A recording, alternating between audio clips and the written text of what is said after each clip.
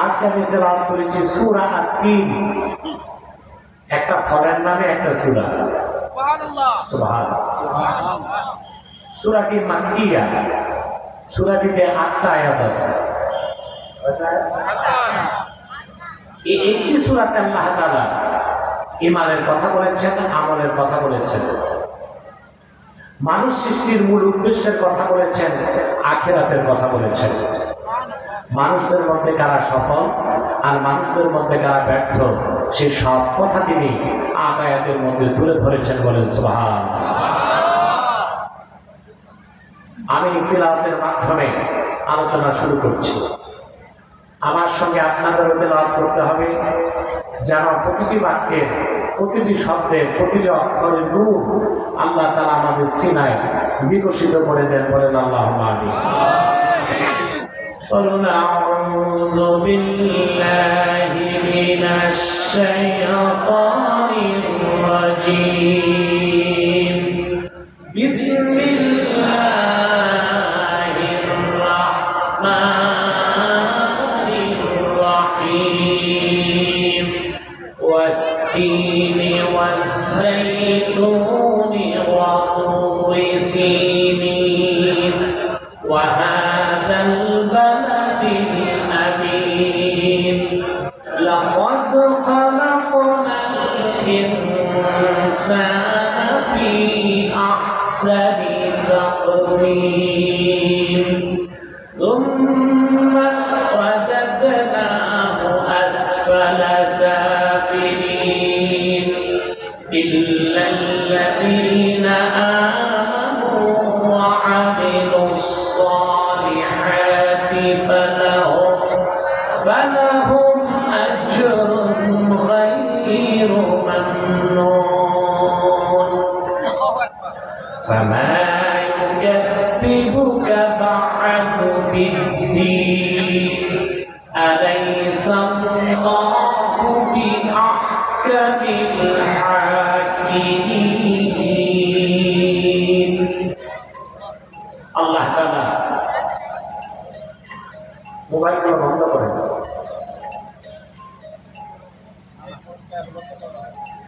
আল্লাহ তাআলা সূরাটি শুরু করলেন 4টি কসমের মাধ্যমে। সুবহানাল্লাহ।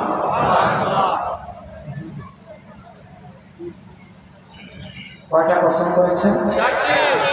ওয়াত-তিন ওয়াজ-জাইতুন ওয়া তুরি সিনিন ওয়া হাযাল বালাদিল আমিন। আল্লাহু আকবার। প্রথম দুটো হচ্ছে ফলের কসম, তিন জাইতুন। সুবহানাল্লাহ। ইমাম সুয়ুতী ব্যাখ্যা করেন ওয়াত-তিন ওয়াজ-জাইতুন মাকুলাইনে, আল্লাহ দুটা খাদ্যের কসম করেছেন। আবার কেউ কেউ বলেছেন ওয়াত-তিন ওয়াজ-জাইতুন জাবালাইনে ইউমবিতানিল মাকুলাইন, আল্লাহ দুটা পাহাড়ের কসম করেছেন, যে দুই পাহাড়ে 3 ফল হয়, জাইতুন ফল হয়।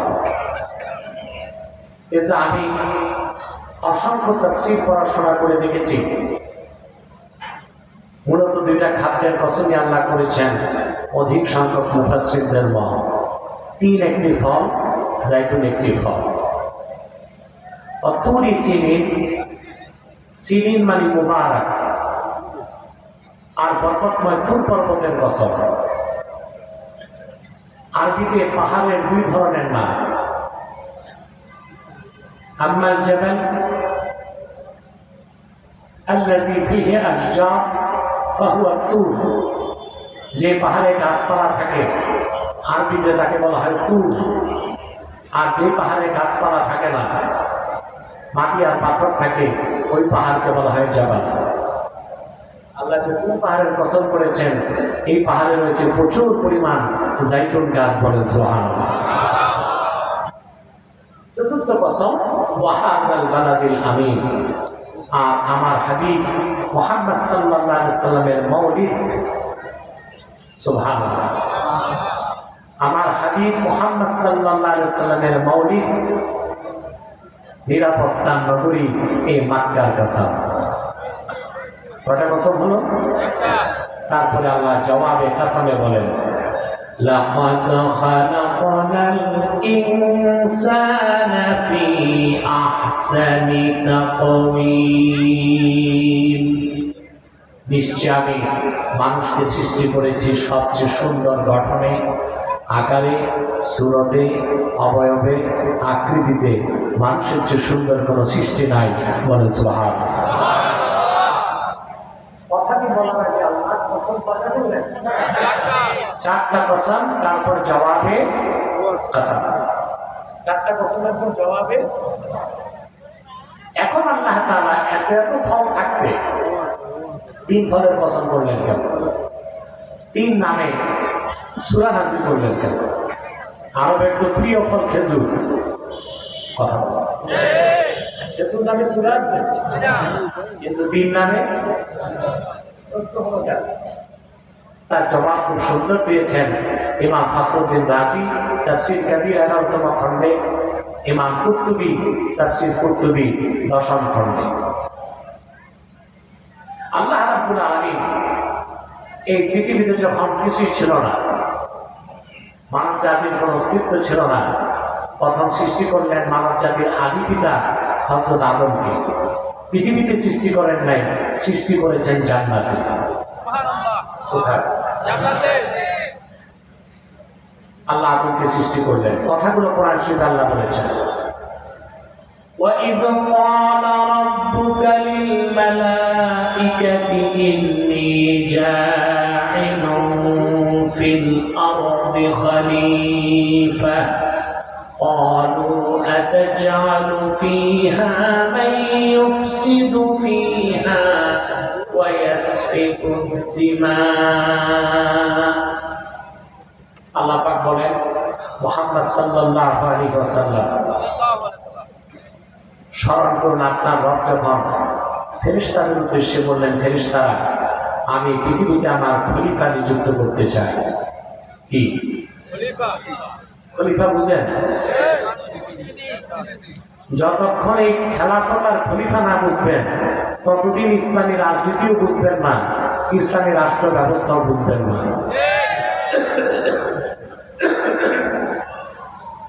আমাদের দেশে দর্জিরে বলে খলিফা,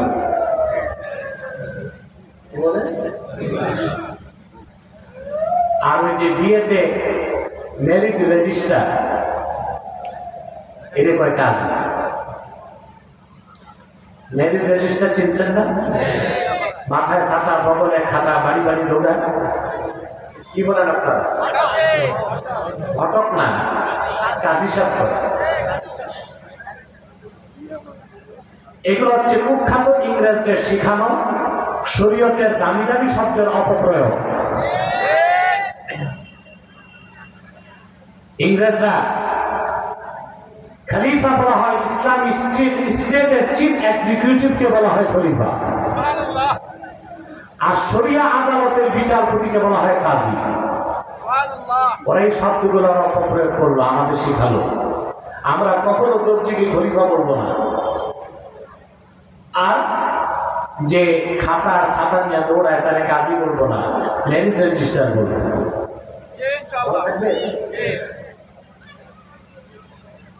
আদম আলাইহিস সালামকে আল্লাহ সৃষ্টি করতে চাইলেন, ফেরেশতারা বলল, কি দরকার আল্লাহ, তোমার আদম বানানোর দরকারটা কি? ফেরেশতাদের বক্তব্যের উদ্দেশ্য ছিল, আতাজআলু ফিহা মান ইউফসিদু ফিহা, আতুরিদু আন তাখলুকা খালিকাতান, তুমি কি জমিনে নতুন সৃষ্টি বানাতে চাও? পৃথিবীতে যারা ফাসাদ করবে, যারা উত্তরসূরিরা ঝগড়া করবে, একজন একজনের কল্যাণ নিবে, মাথা ফাটাবে, ফাসাদ করবে,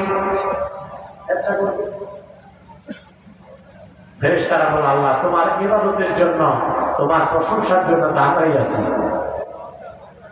وَنَحْنُ نُسَبِّحُ بِحَمْدِكَ وَنُقَدِّسُ لَكَ قَالَ إِنِّي أَعْلَمُ مَا لَا تَعْلَمُونَ।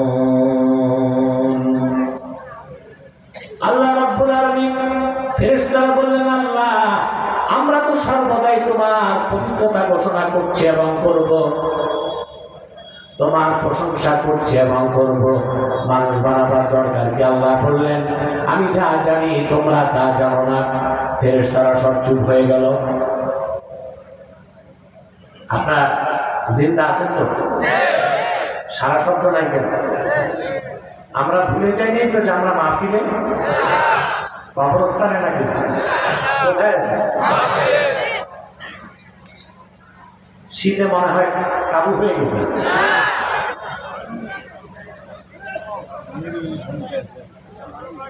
আল্লাহ তাআলা আদম আলাইহিস সালামকে সৃষ্টি করলেন, সৃষ্টি করে বেহেশতে তারা রাজত্ব দিলেন। আমরা পুরুষোচিত কণ্ঠে বলি আলহামদুলিল্লাহ। মানুষ যত সুন্দর পরিবেশে থাকুক, একাকিত্ব ভালো লাগে না। আদম আলাইহিস সালাম মনে অনুভব করলেন, আমি যদি একটু লাইফ পার্টনার পাইতাম, জীবন সঙ্গিনী পাইতাম। বেহেশত এমন একটা জায়গার নাম যেখানে চাইতে হবে না, মনে চাকরি পাওয়া যাবে।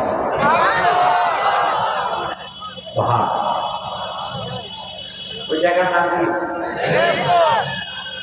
যেখানে অ্যাপ্লিকেশন করার কোনো দরকার। হাদিস সাক্ষ্য দেয়, বেহেশতের মধ্যে মুমিন বান্দার হৃদয়ের গভীরতম জায়গায় কোন আশা আকাঙ্ক্ষা কামনা বাসনা যদি জাগে, তার দুই ঠোঁটে সেই কথাটি ব্যক্ত করার আগে আল্লাহ রাব্বুল আলামিন তার আশা পূরণ করে দিবে।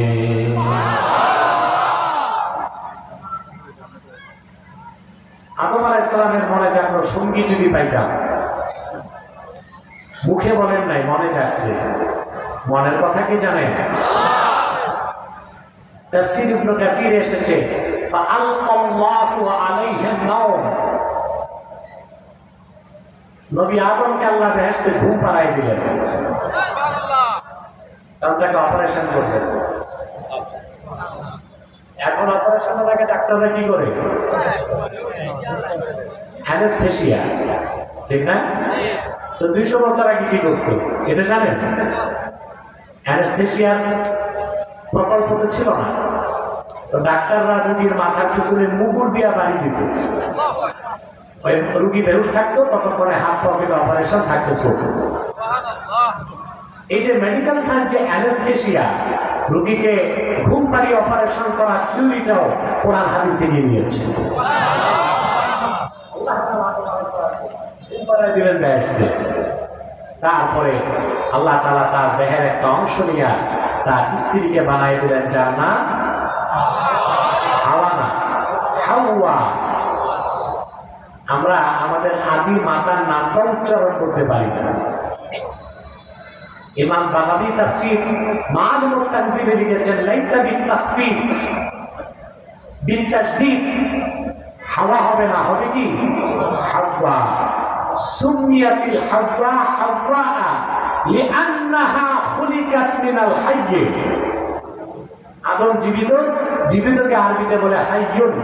জীবিত হাইয়ুন আদম থেকে তার স্ত্রীকে বানাবার কারণে হাইয়ুন থেকে নাম হয়ে গেছে হাওয়া।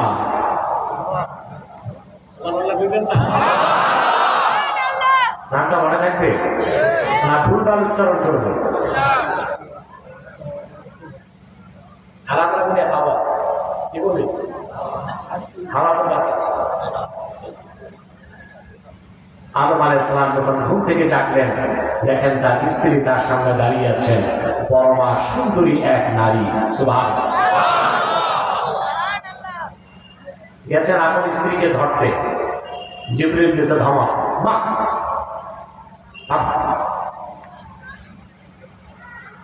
আদম আলাইহিস সালাম বললেন, এ তো আল্লাহ আমার জন্য বানিয়েছে, তুমি বাধা দাও কেন?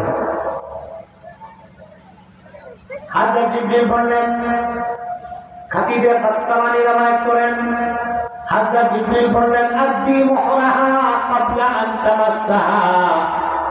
এ তো তোমার স্ত্রী, তোমার স্ত্রীর গায়ে হাত দেবার আগে আল্লাহর হুকুমে তার মোহর আদায় করো।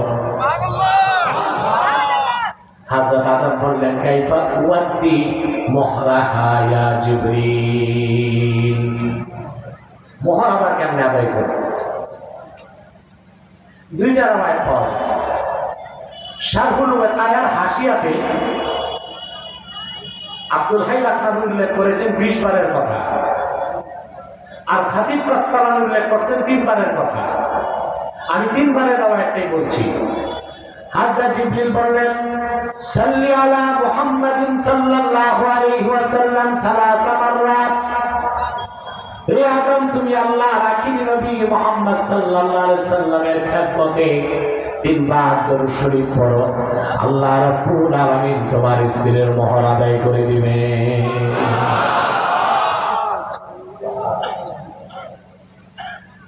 এবার বেহেশতে কয়জন?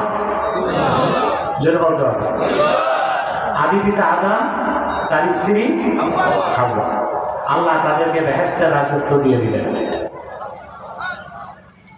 আমাদের আসল বাড়ি কোনটা?